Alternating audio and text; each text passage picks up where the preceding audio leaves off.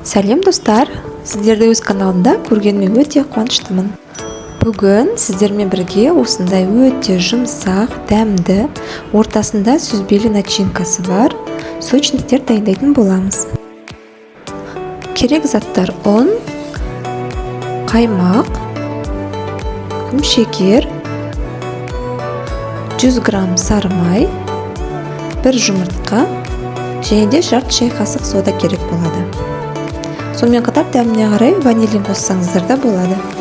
Бұл жерде қаймақтың орнын айранмен алмастырсаңыздар да болады. Ешқандай дәмде өзгеріс болмайды. Өзім жасап көрген, айранмен де дәмді болып шығады. Ең алдымен үлкендеу ыдысымызға ұнды және де жарты шай қасық соданы қосып араластырып аламыз. Оның үстіне бөлме температурасында сары майымызды қосып, осылай лопатканың көмегімен езіп, үгітпелі қамыр жасап аламыз, яғни крошка жасап аламыз.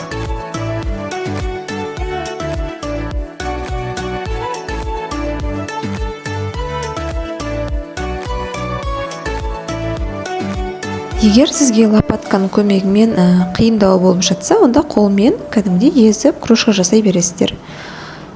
Міне, бізде осындай қамыр шығады, үгітпелі, көріп тұрғандарыңыздай. Енді бұны шетке қоя тұрамыз да, бөлектеу ыдысқа қаймағымызды саламыз. Оның үстіне дайындап қойған құмшекерді, қасықтың ұшындай ғана ванилин қосамыз. Әдемі дәм беріп тұрады. Және де шым-шым тұз, сондай-ақ 1 жұмыртқамызды қосып, осылай венчиктің көмегімен жақсылап ағарғанша араластырып аламыз.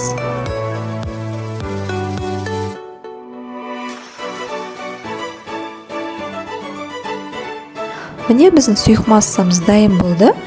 Енді құрғақ қоспаларға осы сұйық массамызды қоса отырып, жақсылап қамыр біріккенше араластырып аламыз. Басында осы лопатканың көмегімен жай-жайдан қамырды илеп аламыз. Сонан соң қолдың көмегімен осылай қамырды түсіріп, жақсылап илеп, біркелкі болғанша, міне осындай әдемі қамыр шығады. Енді осы қамырымызды пищевой пакетке салып, тоңазытқышқа қойып қоямыз. Ал ендігі кезекте осы сочниктердің ортасына салатын начинкасын дайындаймыз. Ол үшін бізге творог керек, қаймақ, құмшекер және де 1 жұмыртқа. Барлығын осы бір ыдысқа араластырып аламыз. Творогтың үстіне құмшекерімізді, қаймақты, сондай-ақ бұл творог жаңда қант қосқан кезде өзі су ағып кетеді. Сол үшін, формасын сақтап қалу үшін, оған 1 ас қасық ұн қосамыз. Жаңдай сочниктеріміз духовкада піскен кезде салмасы сыртына ағып кетпейді. Осылай жасасаңыздар. Және жұмыртқаның тек ағын ғана қосамыз. Жұмыртқаның сарысын алып қаламыз. Оның үстіне 1 шай қасық мұздай сүтті қосамыз. Сөйтіп шетке қойып қоямыз. Бұл жұмыртқаның сарысын біз сочниктердің бетіне жағамыз. Ал енді осындай шанышқының қасықтың көмегімен сүзбелі массамызды жақсылап езіп, біркелкі массаға енгенше араластырып аламыз.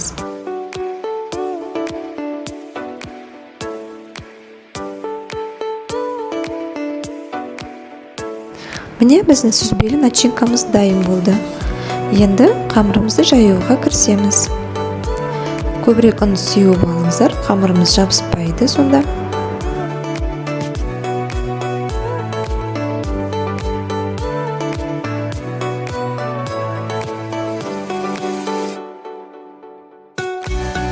Қамырымызды біркелкі етіп жайып аламыз. Қамыр өте нәзік, сол себепті оңай жайылады. Міне, қалыңдығы осындай 7-8 мм-дей болса жеткілікті. Менде арнайы осындай форма бар. Егер бұндай формаңыз болмаса, кәдімгі стаканның көмегімен осылай дөңгелектер жасап аламыз.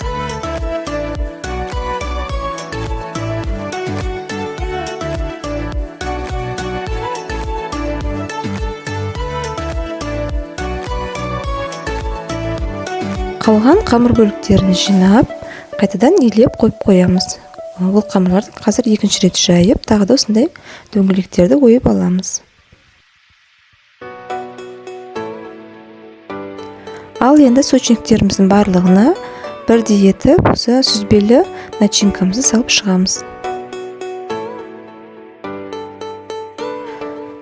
Және де қамырды бір-біріне жабыстырғанда қатты жабыстырмаймыз, тек шет жағын ғана сәл-сәл қысып қоясыздар.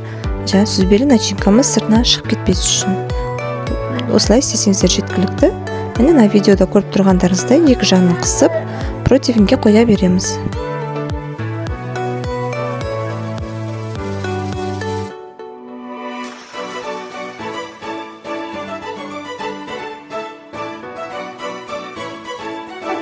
Бағана алып қалған жұмыртқаның сарысына бір шай қасық мұздай сүтті қосып, жақсылап араластырып аламыз. Сонан соң сочниктеріміздің бетіне әдемілеп жағып шығасыздар.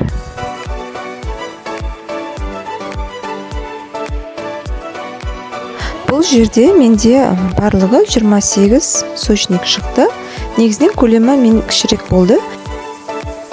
Егер сіздер үлкендеу қылып жасағыларыңыз келсе, онда сәл бұдан 2 есе аздау болып шығуы мүмкін. Енді сочниктерімізді пешті 200 градусқа қыздырып, 20 минутта пісіріп аламыз. Міне біздің сочниктеріміз дайын болды. Бетіне сәл-сәл осы сахарный пудрдан себеміз.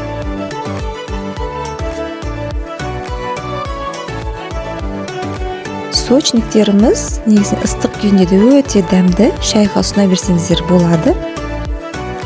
Қамыры үгітілмелі, өте нәзік, және ортасына начинкасы да сондай сочный дәмді болып шығады. Бұл тәттілерді сіз міндетті түрде жасап көруіңіз керек. Егер де осы рецепт бойынша жасасаңыздар, астына пікір қалдыра кетіңіздер, сіздерде қалай болып шыққан.